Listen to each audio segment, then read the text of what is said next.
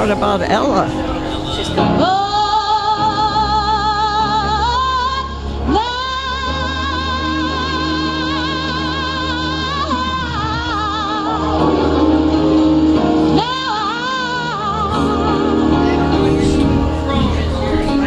I see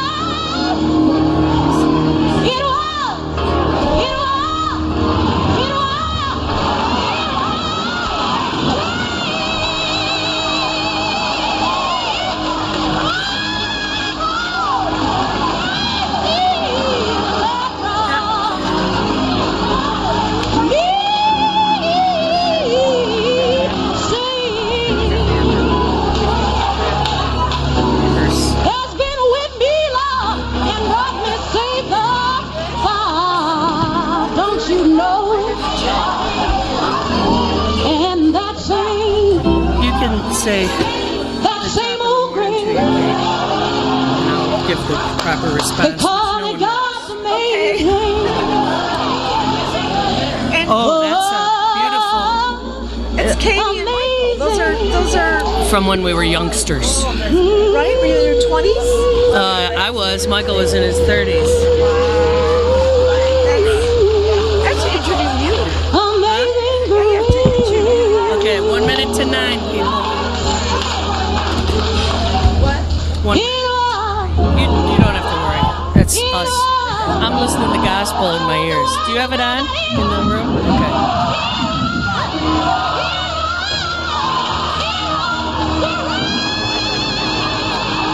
You are listening Live from the Heartland to 88.7 WLUW Chicago Sound Alliance. And this is Live from the Heartland.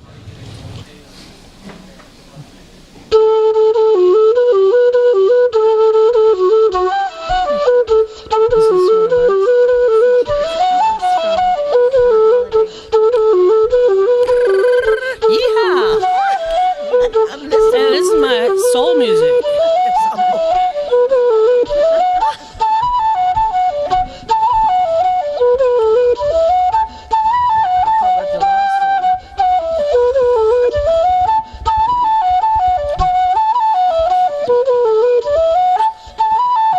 You do a main one. I love it.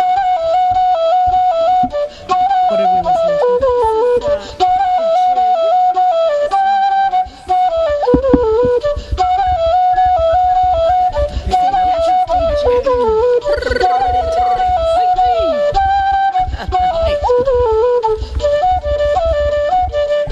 And 5, 4, 3, and welcome. Oh my goodness, with an Irish jig on this weekend, wearing your green top of the morning to ya. Some green on. And no one says it. The balance of the day to you. Top of the morning to you, Katie Morgan. And the balance of the day to you, Linny. And my name is O. Jenkins. Oh my goodness, she's doing it for us. Oh, Jenkins, I got it. And would that be Peggy? Irish name. I can't even. Peggy. No. Hello, everyone. Welcome to Live from the Heartland. We are making up Irish names for our non-Irish guests. But of course, this is that weekend when everybody wears green and kisses and does all that other stuff that has absolutely nothing to do with being Irish. But I wear me green on my mug, and my mother would kill me if she heard me doing a brogue. So today I am joined by co-host Lynn Orman, who is, yes, let's hear it for Lynnie. Thank you. Lynn has been a wonderful addition to the Live from the Heartland family in the last year. She's brought us wonderful blues artists and has enjoyed the show as much as the rest of us do. And today is as much a result of that collaboration as any, since our very special guests are longtime collaborators with Miss Lynnie. So without further ado, we are joined today by two treasures, Chicago treasures. Treasures. That's it, baby. You tell, and Are we the? yeah. She can't talk. They're clapping. Are we the non-blues people, huh? No, yeah, I think you are the non-blues people, but. Well, I don't know, Ella. You were hanging out with blind Jim Brewer and Big Bill Brunzi, Oh yeah. right? And Peggy Right. too, right? Yeah. You had the a little bit of blues legacy and folk legacy. Right. So I'm going to get it out. We have two guests here. They are Peggy Lipschutz and Ella Jenkins. Now let's hear it. Okay. For those of you who don't know, out there in the listening audience, because everybody in this audience knows, Ella, for one, has been making music for children, especially, but enjoyed by all for all her life. Is that right, Mostly. Ella? Yes. When yes. did you start making music for all? I guess when I was when I was a really child, because we made during the time that I grew up. We all created music around. If we had our playmates, we made up little rhymes. So it started very early, and then I never thought it would go into professionalism. But anyway, And did you grow up in Chicago? I grew up in Chicago. I was born in St. Louis. I always say I'm the St. Louis woman without the diamond rings. Aren't we all? But I won't go there. And how old were you when your family brought you to Chicago, or you brought yourself? I was around 5 or 6. Yes, Ah, yes. But I went to grade school and high school, junior college, Yeah. and on and on. The great DuSable High School. Did you go to DuSable? Oh yes, DuSable. Oh. And some of the children, if you weren't doing too well, they'd call it. She went to disabled. Oh no! Yeah. Thanks for That's an telling in- politically incorrect an jokes, in-joke. Ella. We love that. What other thing? All right, Peggy. Welcome, Peggy Lipschutz. Peggy, you are also our neighbor. Where did you grow up, Peggy? I grew up in London, in England. That's what I thought. In London. You're in, right. in London. Oh. And gosh, Yeah. how exotic. She still has her accent. My accent got away when I got to America. It got away, did it? Yes, because if you try to argue with people with an English accent, all they tell you is, well, if you don't agree, why don't you go back where you came from? Oh, yeah, we love that line. Yeah. Give us your tired, you're poor. Right. And you went went to New York City, Yes. right? I was in New York City during the war, the whole war. Which war? The Second World War. I always want to ask that question. Which war? Right, which war? We're currently at war, but you'd never know it. The war. The war. Oh, To us who were there. yeah. Yeah. The war that ends all wars. Unfortunately, it didn't. Well, they're all supposed to end all wars. Who didn't tell the people in charge? They like war. The people in charge, There's It makes money. there's the radical I love to hear. Yes. They seem to like war. I'm sorry, I really got to get out of the brogue. So, the start of your music, you just told us, came from the playground, came from the neighborhood. I mean, maybe jumping rope, maybe doing old Mrs. Mac, all that. I love it.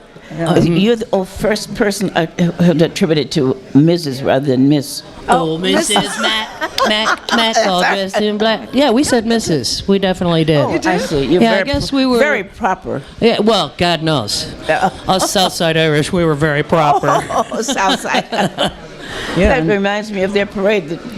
St. Patrick's Day, they always have the Southside Irish Yeah. parade. They got it right? back. Okay. They got it Speaking of back. which, that song that was played was from your album. That you. was the Irish Jig, right? That we opened the show with, which was from I think it was from On a Holiday.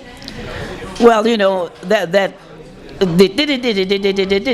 well, you know, I tried that on. I was before a group of black African American children, and I said, "I wonder if you know," and so someone said, "Oh, I know, it's." They started doing this, beating, you know, the rhythm of African American. So it was not. So they just adopted that Irish thing and made it their own, right? You must see that happen all the time. Right. Yeah, we're inclusive. Yes. So it's pretty amazing. Both of you women came to Chicago, and you both have planted seeds of hope in humanity throughout the years. And as peacemakers, art makers, music makers, and Katie and I want to know where the two of you first met. Where did we meet? I think it was at the JCC. Oh yeah, the JCC. In case you don't know what that is, Jewish Community Center. Which one?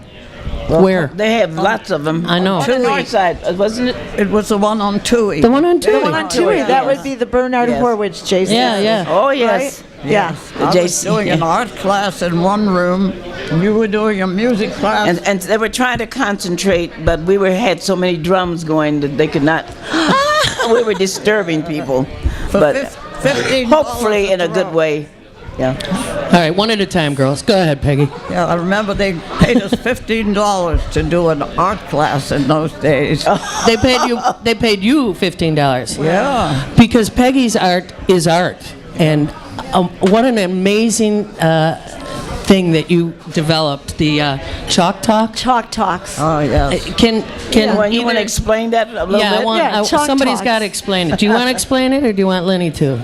Well, you can explain. Well, no, I mean, I've just been, when I first saw you doing Chalk Talks, and I know you were inspired. This was in the 60s, and it was a presidential campaign that, was it Wallace's presidential campaign? Yes, you remember that. Yeah, 1948. That's when I 1948. started. Yes. Henry Wallace, not George. Okay. Henry Wallace, yes. Well, why? Because there's Chalk Talks is because Peggy would be busily doing her paintings or her drawings, but if whatever you started talking about, she could. Right. When you wound up your discussion, she wound up her drawing. Right. Yeah. Well, I did see it on Facebook yesterday, and we should let people know. Not on on YouTube. The one that you were doing when Pete Seeger was singing. What was that one? Yeah, that was. This land is my land. I think. Yes. Yes. Land is your land. Yes, we did that a lot. That was sort of our signature picture because it was easy to do and lots of good color. Depending on where you're from, some people start with "This land is my land," and others start with "This land is your land." Well, working. And then we wound up, "This land is our land." Ah, Indeed. okay. Would that were true. Okay.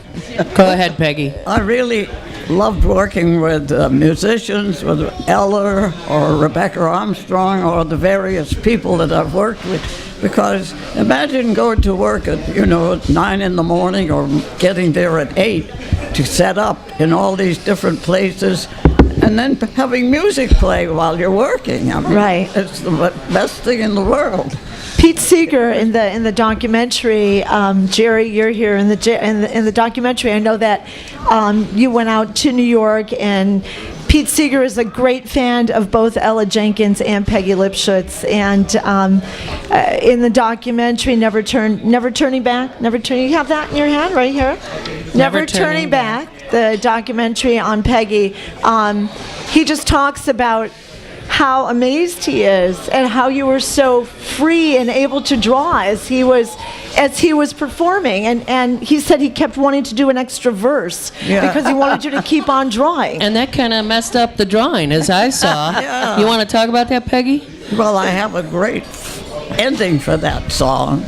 And then after I have my great ending, Pete goes on singing another whole verse, you know. I have to fool around. And what does fooling around look like with Peggy Lipschutz? Oh, a little bit of grass here, a little tree there, you know. A lot of people call a little bit of grass here fooling around. Pete has a lot. He has a lot to say, and he can go on and on. Because I know think? we were at some concert one time, and so Pete went on, and they were backstage, and the man who was the announcer said, "Does anyone know Pete well enough to get him off the stage now?" and so they put me. They said, "Ellen, maybe you know him real well." Oh, how nice of them to. But you have to be, polite. He was, but Pete has a lot to say and a lot to give. So He does that.